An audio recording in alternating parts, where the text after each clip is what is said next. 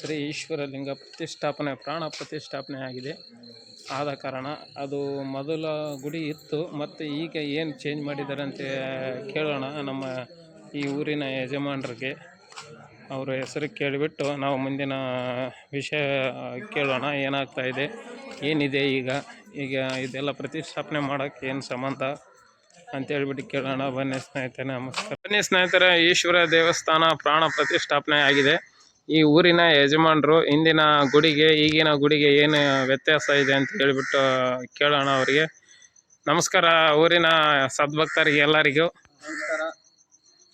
ತಾತ್ನವ್ರೆ, ಇದು ಇಂದಿನ ಗುಡಿ ಹೇಗಿತ್ತು, ಇವಾಗ ಯಾಕೆ ಈ ಥರ ಮಾಡಿದಿರಿ, ಇದರ ವಿವರಗಳು ನಮಗೆ ಕೊಡ್ಬೇಕು ನೀವು. ನನ್ನ ಹೆಸರು KM ನಾಗೇಂದ್ರಪ್ಪ ಅಂತ. ಹಾಂ ಸರ್. ಆ ಊರಿನ ರೈತರ ಮುಖಾಂತರ ನಾನು ನಿಮಗೆ ತಿಳಿಸೋದೇನೆಂದ್ರೆ, ಮೊದಲು ಈ ಸುಮಾರು ಒಂದು 50 ವರ್ಷ ಕೆಳಗೆ ಕಟ್ಟಿಗೆ ಗುಡಿ ಇತ್ತು. ನಮ್ಗೇನು ಹಿರಿಯರು ಆ ಕಟ್ಟಿಗೆ ಗುಡಿ ಕಿತ್ತಿ ಶಿಲಾ ಮಾಡಿದ್ರು. ಆ ಶಿಲಾ ಮಾಡಿದ್ಮೇಲೆ 30 ವರ್ಷ ಆದ ನಂತರ ಈಗಿನ ಮತ್ತೆ ಆಗಿನ ಇದು ಮಾಡಿಬಿಟ್ಟು ಈಗಿನ ಊರಿನ ಪ್ರಮುಖರು ಊರಿನ ಯಜಮಾನರೆಲ್ಲ ಕಲಿತು ಅದನ್ನ ಜೀರ್ಣೋದ್ಧಾರ ಮಾಡಿದ್ರು.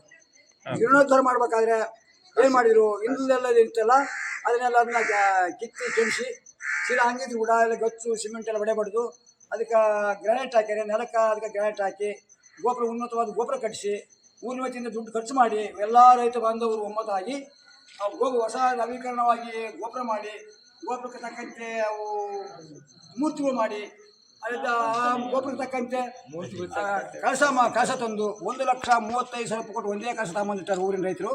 ಅದಾದಮೇಲೆ ಮುಂದೆ ಪ್ರಭಾವಳ್ಯಾಗ ಗಿರಿಜಾಕರಣೆ ಮಾಡ್ಯಾರ. ಗಿರಿಜಾಕರಣೆ ಮಾಡಿ ಉನ್ನತವಾಗಿ ಎಲ್ಲ ಜನರಿಗೆ ಹಿತ ಬರಂಗೆ ಮಾಡಿ ಈಗ ಮೊನ್ನೆ ಎಷ್ಟನೇ ತಾರೀಕಪ್ಪ 7ನೇ ತಾರೀಕು ಸ್ಥಾಪನೆ ಮಾಡಿದ್ದಾರೆ. ಇಲ್ಲೆಲ್ಲ ಮುಂದೆ ಭಗವಂತ ನಡೆಸಿಕೊಂಡು ಹೋಗೋದು ಆಟಿ ಬಿಟ್ಟಿದ್ದು. ಇಷ್ಟು ಮಾತ್ರ ನಮಗೆ ವಿಷಯ ಗೊತ್ತು. ಮುಂದಿನ ಪೀಳಿಗೆ ಇದನ್ನು ಚೆನ್ನಾಗಿ ನಡೆಸಿಕೊಂಡು ಹೋಗೋದು ಅಂತ ಈಶ್ವರದೇವರ ಕೈ ಎತ್ತಿ ಮುಗಿದು ಎಲ್ಲ ರೈತ ಬಾಂಧವ ಪರವಾಗಿ ನಾವು ನಿಮಗೆ ಹೇಳಿಕೆ ಕೊಟ್ಟಿದ್ದೀವಿ. ಥ್ಯಾಂಕ್ ಯು ತಾತ. ಆ ಕಡೆ ಕಟ್ಟಿ ಗುಡಿ ಇತ್ತು. ಆಗ ನಮ್ಮೂರು ಹಿರಿಯರೆಲ್ಲ ಸೇರಿ ಕಾಶಿಯಿಂದ ಲಿಂಗ ತಂದು ಅಲ್ಲಿ ಪ್ರತಿಷ್ಠಾಪನೆ ಮಾಡಿದ್ವಿ. ಈಶ್ವರ ದೇವ ಲಿಂಗ ಅಂತ. ಮೊದಲು ಇದ್ರ ಹೆಸರು ಬಸವಣ್ಣ ಗುಡಿ ಅಂತ ಹೆಸರು. ಬಸವೇಶ್ವರ ದೇವಸ್ಥಾನ ಅಂತ ಹೆಸರು ತೆಗೆದು ಕಾಶಿಯಿಂದ ಯಾವಾಗ ಲಿಂಗ ತಂದ್ರು ಅವತ್ತು ಈಶ್ವರ ದೇವಸ್ಥಾನ ಆಗ್ತಿದ್ದು. ಅಲ್ಲಿ ಒಂದು ಅದು 30 ವರ್ಷ ಹಂಗೆ ನಡ್ಕೊಂಬಂತು. ಹಾಗೆ ನಮ್ಮೂರು ಹಿರಿಯರು ಆ ಕಟ್ಟಿಗೆ ಗುಡಿ ಕಿತ್ತಿಸಿ ಶಿಲಾ ಮಾಡಿದರು. ಶಿಲಾ ಮಾಡೋ ಕಾಲಕ್ಕೆ ಏನಾಯ್ತು, ನಮ್ಮೂರು ಧಣಿಯರು ಜಗನ್ನಾಥ ಬೇಣೆ ಅಂತೇಳಿ ಅವರು ಇದಕ್ಕೆ ಪ್ರೋತ್ಸಾಹ ಕೊಟ್ಟರು. ಅವ್ರು ಪ್ರೋತ್ಸಾಹ ಕೊಟ್ಟು ಅವರು ಊರಿಗೆ ಅನ್ನ ಸಂತರ್ಪಣೆ ಮಾಡಿ ಅಲ್ಲಿ ಹೋಮ ಮಾಡಿ ಅಲ್ಲಿ ನಮ್ಮೂರಿಗೆ ಈಶ್ವರಪ್ಪ ಗುಡಿ ಏನು ಬೇಕು ಅದೆಲ್ಲ ಅವರು ಮಾಡಿದರು. ಅವರು ಮಾಡಿ ತರುವಾಯ ಇಲ್ಲಿಗೆ 30 ವರ್ಷ ಆಯ್ತು ಮಾಡಿ. 30 ವರ್ಷದ ಮೇಲೆ ತಿರ್ಗಾ ಊರಿಗಿಂತ ಯಜಮಾನರೆಲ್ಲ ಕಲಿತು ಹಿರಿಯರು ಕಲಿತು ಅದು ಮೊದಲು ಗೋಪುರ ಸೋರ್ತಿತ್ತು, ಶಿಥಿಲವಸ್ಥೆ ಬಂತು ಗೋಪುರ. ಅದನ್ನು ತೆಗೆದು ಹೊಸದು ಮಾಡೋಣಪ್ಪ ಅಂತೇಳಿ ಆ ಗೋಪುರನ ಹೊಸದು ಮಾಡಿ ಗೋಪುರ ತಕ್ಕಂಗೆ ಅವು ಗೊಂಬೆಗಳು ಮಾಡಿಟ್ಟು ಎಲ್ಲೆಲ್ಲಿ ಚಿತ್ರ ಮಾಡಬೇಕು, ಎಲ್ಲೆಲ್ಲಿ ಗೊಂಬೆ ಮಾಡಬೇಕು, ಎಲ್ಲಿ ಮೂರ್ತಿ ಮಾಡಬೇಕು ಅಷ್ಟೆಲ್ಲ ಮಾಡಿ, ಅದು ಅಲ್ಲ ಮುಂದೆ ಪ್ರಭಾವಳೆ ಮಾಡಿ ಆ ಪ್ರಭಾವಳೆ ಗಿರಿಜೆ ಕಲ್ಯಾಣ ಅಂತ ಅದಕ್ಕೇನು ಬೇಕು ಆ ಗಿರಿಜೆ ಕಲ್ಯಾಣ ತಕ್ಕಂಥ ಮೂರ್ತಿ ಮಾಡಿಟ್ಟಾರೆ. ಅಲ್ಲಿ ಮೂರ್ತಿ ಮಾಡಿಟ್ಟು ಅವರು ಮೂರ್ತಿ ಅಂದರೆ ಆ ಗಿರಿಜೆ ಕಲ್ಯಾಣ ಏನಪ್ಪ, ಈ ಕಡೆ ದಕ್ಷಿಣ ದಿಕ್ಕಿಗೆ ಪೂರ್ವಾಭಿಮುಖವಾಗಿ ದಕ್ಷಿಣ ದಿಕ್ಕಿಗೆ ಫಸ್ಟ್ ಪರಮೇಶ್ವರನಿಂದ ಕೃಷ್ಣನಿಂದ ಬ್ರಹ್ಮನಿಂದ ನಾರದಿಂದ ನಂದೀಶ್ವರ. ಅದು ಈ ಕಡೆ ದಕ್ಷಿಣ ದಿಕ್ಕಿಗೆ. ಉತ್ತರ ಭಾಗಕ್ಕೆ ಬಂದರೆ ನೆಟ್ಟ ನಡುವೆ ಹಿಮಂತ ರಾಜ, ಆಮೇಲೆ ತದನಂತರ ಪಾರ್ವತಿಯಿಂದ ಅವ್ರ ತಾಯಿ ಮೇನಕ್ಕಿಯಿಂದ ಪಾರ್ವತಮ್ಮನಿಂದ ಸರಸ್ವತಿಯಿಂದ ಲಕ್ಷ್ಮಿಯಿಂದ ಭೃಂಗಿ. ಅದು ಅಲ್ಲಿ ಆಯಿತು. ಅವ್ರ ಪಕ್ಕದಾಗ ಒಂದು ಕಡೆ ಷಣ್ಮುಖ, ಒಂದು ಗಣಪತಿ ಮಾಡಿಟ್ರು. ಅದು ತರುವಾಯ ಮುಂದೆ ಒಂದು ಹೋಮ ಕೊಂಡಕ್ಕೆ ಇಬ್ಬರು ಪೂಜೆ ಮಾಡ್ತಕ್ಕಂಥ ಋಷಿಗಳು ಮಾಡಿ, ವಶಿಷ್ಠ ಮಹರ್ಷಿಯೊಬ್ಬರು, ಅಲ್ಲಿಂದ ಭೃಗು ಮಹರ್ಷಿಗಳು, ಅವರು ಅದಕ್ಕೆ ಹೋಮ ಮಾಡ್ತಕ್ಕಂಥ ಅಧಿಪತಿಗಳು ಏನಪ್ಪ ಅರ್ಚಕರು. ಅಧಿಪತಿಗಳು ಅಂದ್ರೆ ನಡೀತೈತೆ. ಅರ್ಚಕರಂದ್ರೆ ಬ್ರಾಹ್ಮಣ ಆಗ್ತಾ ಋಷಿಗಳಲ್ಲ, ಅವ್ರನ್ನ ಅಧಿಪತಿಗಳು ಅನ್ಬೇಕು. ಆ ತರುವಾಯ ಈ ಊರಿನ ಪ್ರಮುಖರೆಲ್ಲ ಸೇರಿ ಸ್ಥಾಪನೆ ಮಾಡಿದ ದಿವಸ 6-7ನೇ ತಾರೀಕಿನ ಸ್ಥಾಪನೆ ಮಾಡಿದ ದಿವಸ ಇಡೀ ಊರಿಗೆ ಅನ್ನ ಸಂತರ್ಪಣೆ ಮಾಡಿಸಿ ಏನಪ್ಪ ಇಲ್ಲಿ ಅಂತ ಕ್ಯಾದಿಗೆ ಬಾಯಿ ಅಂತ ಐತೆ.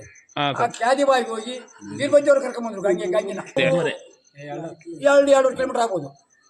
ಅಲ್ಲಿಂದ ಈ ಪುರಂತರ ಕರೆಸಿ ಡೊಳ್ಳು ಭಜನೆ ಪುರಂತರ ನಂದಿಕೋಲು ಅಲ್ಲಿಂದ ಸಹ ಬಹಳ ಉನ್ನತವಾಗಿ ಅಲ್ಲಿಂದ 100-150 ಕಳಸ ಏನಪ್ಪ ಆ ಕೊಡಪನ ತಗೊಂಬಂದು ವೀರಭದ್ರವ್ರನ್ನ ಕರ್ಕೊಂಬಂದು ಒಡಬೇಳಿಕೆ ಅಂತ ವಿರುಬೆ ಕರ್ಕೊಂಬಂದು ಗುಡಿಗೆ ಗಂಗಾದೇವಿನ ಗುಡಿ ತಂದು ತರುವಾಯ ಬ್ರಾಹ್ಮಣ ಕರೆಸಿ ಅವತ್ತು 6ನೇ ತಾರೀಕಿನ ರಾತ್ರಿ ಶಾಂತಿ ಹೋಮ ಮಾಡಿಸಿ ವಾಸ್ತು ಹೋಮ ಮಾಡಿಸಿ 7ನೇ ತಾರೀಕಿನ ಬೆಳಿಗ್ಗೆ ಹಣ ಹೋಮ ಶಾಂತಿ ಹೋಮ ಮಾಡಿಸಿ ಆ ಬ್ರಾಹ್ಮಣರಿಂದ ಪ್ರತಿಷ್ಠಾಪನೆ ಮಾಡಿದ್ರು. ಅಲ್ಲಿಂದ 1,35,000 ರೂಪಾಯಿ ತಮಿಳುನಾಡಿನ ಒಂದೇ ಕಳಸ ತಗೊಂಬಂದು ಚಿಕ್ಕರಿಗೆ ಮೇಲೆ ಇಟ್ಟರು. ಅದು ಅಲ್ಲದೆ 4 ಗಂಟೆಗೆ 9 ಕಳಸ ತಗೊಂಬಂದು ಪ್ರಭಾವಳಿ ಮೇಲೆ ಇಟ್ಟರು. ಅದು ಎಲ್ಲ ಊರಿನ ರೈತ ಬಾಂಧವರು ಸಮ್ಮುಖದಲ್ಲಿ ನಡೆದಿರ್ತಕ್ಕಂಥ ಮಾತಿದು. ಇದು 9 ಕಳಸ ಅಂತ ಹೇಳಿದ್ರಲ್ಲ, ಅದು ಯಾವ ಅವು ಒಂದು ಗ್ರಹ ಸಂಪತ್ತು ಅಂತ ಅದಕ್ಕೆ ಇಂಥ ಅಂತ ಹೇಳೋಕ್ಕಾಗಲ್ಲ. ಗ್ರಹ ಸಂಪತ್ತು ಅಂತ 9 ಗ್ರಹ ಸಂಪತ್ತು ಅವು. ಆ ಶಾಂತಿಗೆ ನಮ್ಮ ಊರಿಗೆ 9 ಗ್ರಹ ಸಂಪತ್ತು. ನವಗ್ರಹಗಳಾಗ ಅವು ಗ್ರಹ ಸಂಪತ್ತು ಅಂತ ಕಳಸ ಹೆಸರು ಏನಪ್ಪ. ಅದರಿಂದ ಈಗ ಇವತ್ತು 7ನೇ ತಾರೀಕಿಂದ ಸ್ಥಾಪನೆ ಮಾಡಿದ್ರು. ಅಲ್ಲಿಂದ ಇವತ್ತಿನವರೆಗೆ ಹಂಗೆ ಭಜನೆ ನಡ್ಕೊಂತ ಮಾಡುತ್ತೆ. ಊರಿನ ಕೂಡ ಮುಂದೆ ಉನ್ನತವಾಗಿ ನಡೆಸ್ಕೊಂಡು ಹೋಗ್ತಾರಂತ ನಾವು ಭಗವಂತನಲ್ಲಿ ಕೇಳ್ತಾ ಇಲ್ಲಿಗೆ ನಮ್ಮ ಹೇಳಿಕೆ ಮುಗಿಸಿದ್ದೀವಿ. ಥ್ಯಾಂಕ್ ಯು ತಾತ.